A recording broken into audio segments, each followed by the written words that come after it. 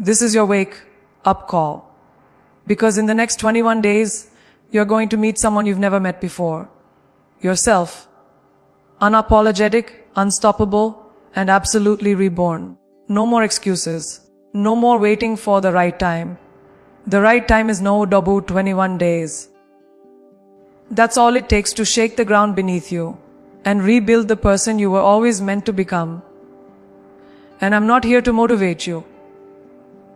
I'm here to move you. Let's begin. Change never introduces itself politely. It doesn't arrive when you're ready. It doesn't knock at your door with flowers and say, "Hey, let's grow today." No. Real change slaps you awake. It pulls you into discomfort, into pressure, into pain. And that's where most people tap out. That's where average lives are built, on the foundations of avoidance. Because comfort, for many, feels like safety. But the truth, comfort is a slow death. It whispers, "You're fine," while your dreams wither. It keeps you stuck in the same cycle, replaying the same fears, repeating the same patterns, convincing you that someday things will change. But they won't. Not unless you decide to get uncomfortable. Deliberately, ruthlessly, consistently. You've got to understand this. The life you're dreaming of isn't found inside your comfort zone. It's hiding behind every single thing you've been avoiding. Behind that 500 a.m. alarm you keep snoozing. Behind the conversation you're too afraid to have. Behind the risks you keep rationalizing away. Everything you want, confidence, clarity, transformation, is born in resistance.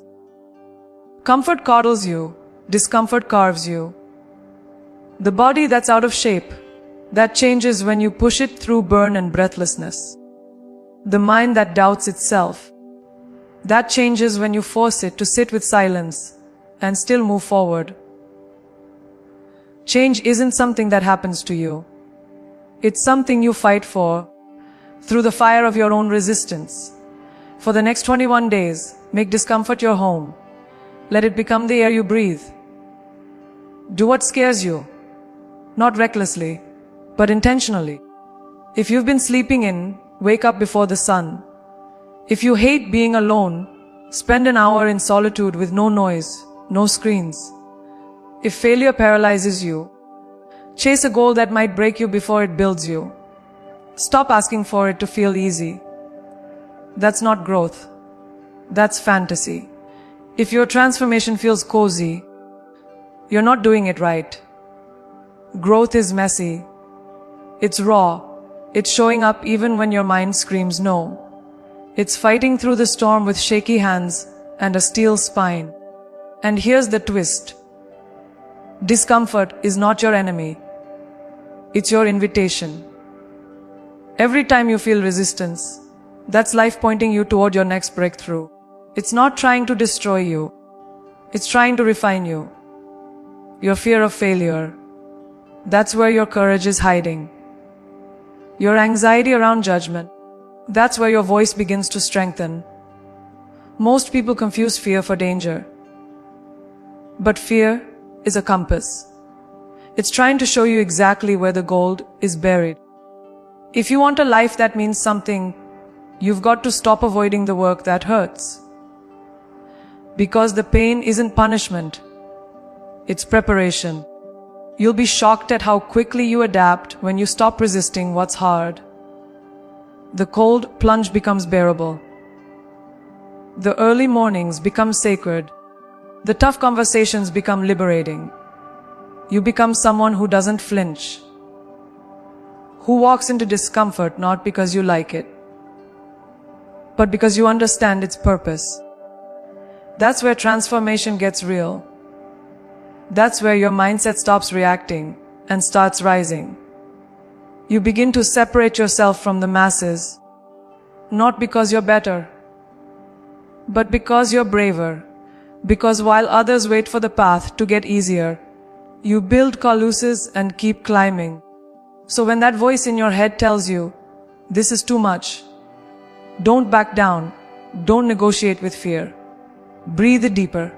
Step forward. Double down. That's not the signal to quit. It's the signal that you're close.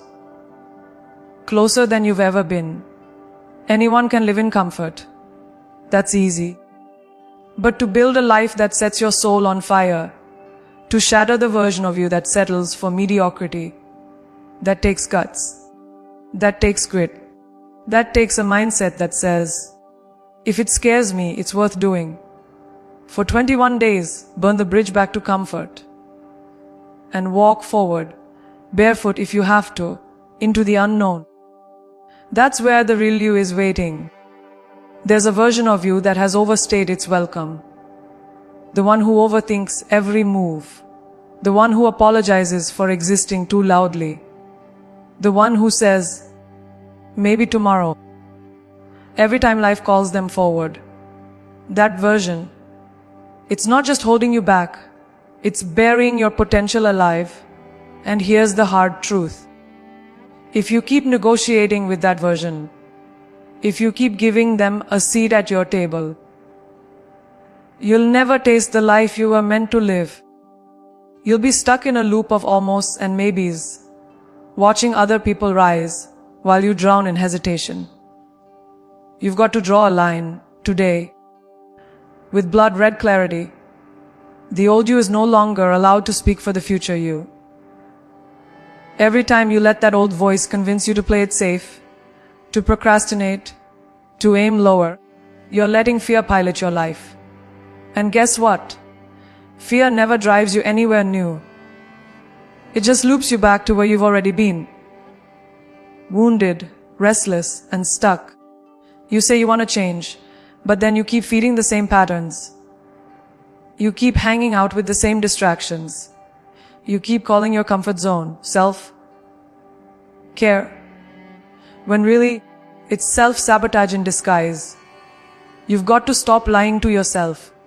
That version of you, the overthinking, excuse-making, self-doubting version, doesn't deserve another day of your energy. Change begins the moment you get tired of your own excuses. And I mean truly tired.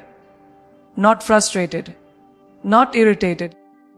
I'm talking about that deep, soul-level exhaustion that hits you when you realize you've been playing beneath your power for far too long. That's when the shift begins.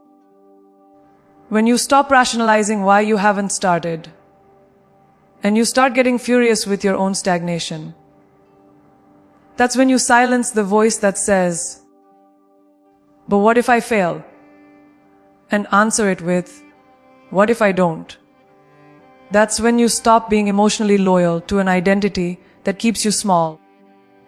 And you start building a mindset that refuses to settle. You cannot become a new version of yourself while staying emotionally attached to the old one. There's no transformation without detachment. So let me say this clearly. You have to grieve who you've been. Mourn them. Thank them for surviving. But then bury them, because survival isn't enough anymore. You weren't built to survive. You were built to lead, to rise, to dominate. And to do that, you've got to starve the version of you that craves approval, fears judgment, and settles for average. Let them go. The future is not waiting for them. It's waiting for who you're about to become. You don't need to be perfect. You just need to be done with pretending that the old ways still work. You need to show up messy, unpolished, but decisive. You need to stop making decisions based on your current comfort and start making them based on your future standards. From this point forward, every action you take is either a vote for your future or a vote for your past. You either rise or you repeat. That's the brutal truth. But it's also your greatest power. You get to choose. And the moment you stop negotiating, stop explaining, stop justifying, you start becoming. There is no magic in transformation. It's not a feeling. It's a decision followed by relentless action. It's waking up and doing what needs to be done, even when your mind begs for the familiar. It's choosing the hard path because you know the easy one leads nowhere new. It's walking into discomfort and saying, let's go. Because the version of you who feared it, they're gone. You've burned the bridge back to who you were. No more talking yourself out of greatness. No more sitting on the fence of your own life. The old you is gone. You're not here to negotiate anymore. You're here to take over. The most dangerous voice you'll ever hear isn't from the outside world. It's the one inside your head. The voice that's been whispering to you for years. The one that tells you you're not ready. That you're not smart enough. That someone like you doesn't belong at the top. And the worst part, you believed it. Not because it was true, but because it was familiar. That voice was born in childhood wounds, failures you never healed from, opinions that were never yours. But just because it's loud doesn't mean it's right. And just because it sounds like you doesn't mean it's you. You've outgrown that voice. It's time to outtalk it. Every single day, you're in a war you don't even realize you're fighting. It's not against the world. It's not against your past. It's not against other people. It's you versus your own narrative. And the question is, who's writing the script? Because if you don't take control of your inner language, it will control you. It will limit your decisions, shrink your confidence, and poison your potential. That inner dialogue becomes your identity. And identity is everything. You cannot outperform your self-image. You'll never win a game where you're also the referee calling your own goals invalid.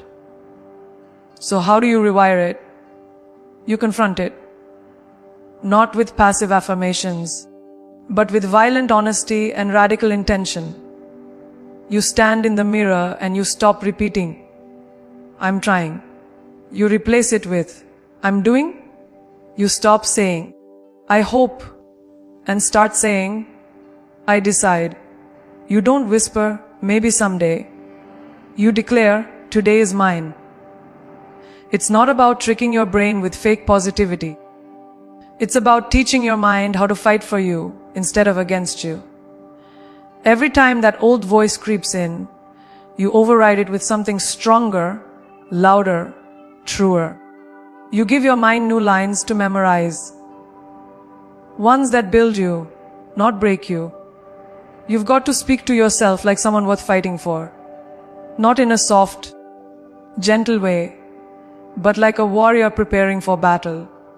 You don't need sweet talk. You need commands. You need to train your thoughts like a soldier trains for war. With repetition, discipline, and absolute purpose. Your internal voice should become a weapon. One that silences doubt. One that destroys excuses. One that says, I don't care how I feel. I show up anyway. That's how you rewire your brain. Not once, not twice, but every single day. Until the voice in your head finally reflects the power you've been carrying all along. Don't wait for motivation. Don't wait to feel ready. That's the trap.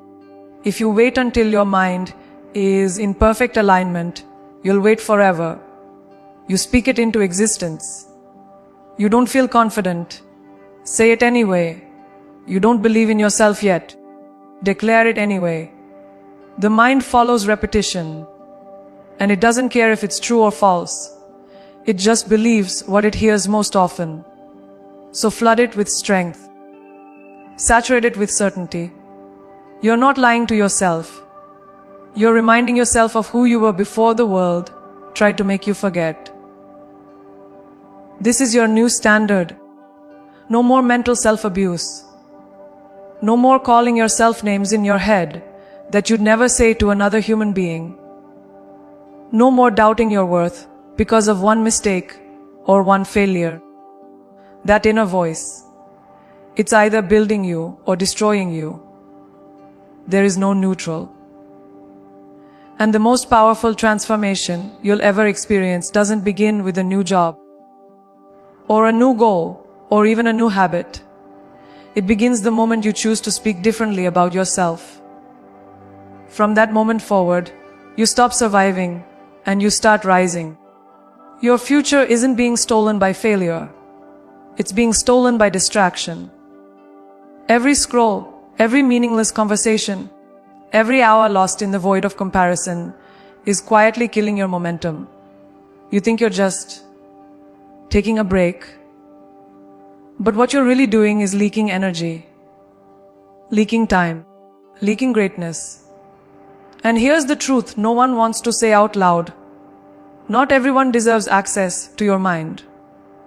Not every voice should be allowed in. You need to stop letting mediocrity speak into your life like it has authority. You want to change in 21 days. Then get ruthless about what and who you let in. The people around you shape your standards, whether you realize it or not. If you surround yourself with those who gossip, complain and settle, you'll start to mirror that mediocrity. It won't happen overnight. It will creep in slowly. You'll laugh at the same distractions. You'll lower your goals to fit their comfort zone. And suddenly, you'll wake up wondering why you feel stuck. But you already know why. Because you chose proximity over purpose. You kept the familiar close instead of elevating your circle. And if you're serious about your growth, then comfort can't be your compass anymore. Alignment must be. Cutting the noise means saying no without guilt. It means turning off the background chatter of social media, of toxic relationships, of other people's expectations. You're not here to live a life that makes everyone else comfortable. You're here to shake the ground with your potential.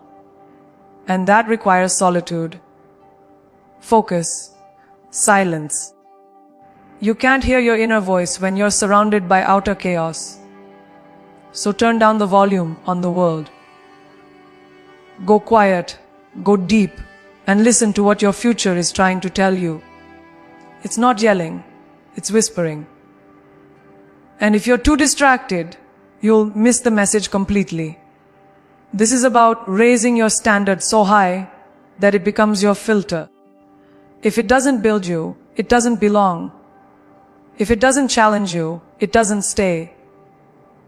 If it doesn't align with who you're becoming, it gets cut. Period. This is not arrogance. This is protection. Your energy is sacred.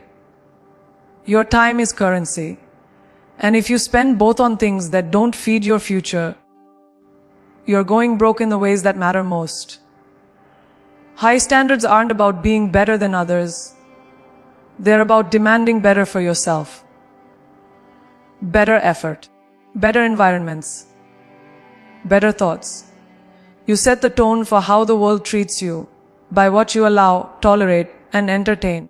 Discipline isn't just in your routines. It's in your boundaries. What you allow into your space, your schedule, your soul. You cannot rise if you're constantly accessible to everything and everyone. You need space to build, space to focus, space to hear your intuition over the noise of the crowd. Protect that space like your transformation depends on it. Because it does. Be bold enough to unplug, to walk away, to detach from things that no longer align, even if they once felt essential, because elevation often requires isolation. And the price of growth is leaving behind what no longer fits the blueprint. So from now on, everything must go through a filter. Does this serve my purpose or sabotage it? If it drains you, delete it. If it distracts you, deny it. If it disrespects your vision, distance yourself. You are not obligated to explain your evolution. You are only obligated to protect it. The noise will always be there. Tempting, entertaining, easy. But so will regret if you don't take control. You've got a choice to make. Live your life on mute, letting the world program you. Or turn the volume down, raise your frequency, and finally hear the voice that's been waiting to lead you. The one that says, you were born to rise higher. Everyone wants the transformation, but no one wants to repeat the boring, brutal process that makes it real. They want the body, but not the daily sweat. They want the business, but not the long nights of failure. They want confidence, but not the silence it takes to build it from scratch. Let's get something straight. Results are not goals, they're reflections. They reflect what you've done over and over, not what you hope for once. If you're chasing outcomes without learning to love the repetition that creates them, you'll never make it. The process isn't the obstacle, it's the path. And the sooner you fall in love with it, the faster everything begins to change. You've been taught to measure success by what you can post, what people can see, what you can point to and say, look, I made it. But the real transformation, it happens in the shadows. When no one is clapping, when no one is watching, when it's just you versus your discipline, your hunger, your grit. If you only show up when there's a result to chase, you're not committed. You're addicted to applause. And that mindset will fail you, because there will be weeks when nothing happens, when progress feels invisible, when growth is quiet. But that's where most people give up, not because they couldn't win, but because they didn't trust the invisible grind. You've got to become the kind of person who gets excited about repetition, who finds power in the routine, who treats every rep, every page, every step like it matters, because it does. You don't build mastery in leaps. You build it in layers, in tiny, consistent acts done with intention, even when your emotions tell you to stop. Obsession isn't crazy. It's required. The world may call it extreme. Let them. You're not here to be understood. You're here to be undeniable. The more you fall in love with the process, the more the outcome becomes inevitable. You won't need to chase results. Results will start chasing you. If you're bored, good. If it's hard, perfect. If it feels like no one notices, excellent. That means you're finally doing the real work. The quiet work, the kind of work that builds unshakable confidence. Because it's not built on outcomes. It's built on identity. You're not showing up because you need the result today. You're showing up because this is who you are now. You're no longer acting like the person you want to be. You're becoming them. And every task you repeat, no matter how small, is another brick in that foundation. That's how you rise. Quietly, daily, relentlessly. Stop checking the scoreboard every 5 minutes. Stop measuring your worth by how far you have to go. Measure it by how consistent you've become in the doing. Because that's the part you control. That's where the power is. Every time you show up, even when you don't feel like it, even when it's inconvenient, even when it seems pointless, that's transformation in motion. You're reprogramming your mind to follow through. You're showing your future self that you're trustworthy. That's bigger than any number, any milestone, any external win. That's the kind of power that can't be faked. And it can't be taken from you. So lock into the process like it's your purpose. Let repetition become your rhythm. Let the ordinary become sacred. Don't do it for applause. Don't do it for validation. Do it because you said you would. Do it because this is your standard now. Fall in love with that. Because once the process becomes who you are, no one can stop you. Not the slow days, not the setbacks, not even failure. Why? Because you're not chasing a destination. You've become the kind of person who never leaves the path. Now you've heard the truth, raw, unfiltered, undeniable. You've got the blueprint. You've got the fire. But none of it matters unless you move. This is your moment. Not tomorrow. Not next week. Right now. You've got 21 days to burn the excuses. To rise through discipline. To meet the version of yourself you've only dreamed of. So start today. Start with the first rep, the first decision, the first step into the discomfort that's been waiting to shape you. No more watching. No more waiting. No more wishing. Decide who you are. Build who you want to become. And don't look back. Because once you commit, truly commit, the world won't recognize you. And that's the point. Now go. Transform. And never return to who you were. If this message lit something inside you, share it. Comment your day one. Let the world know you've begun.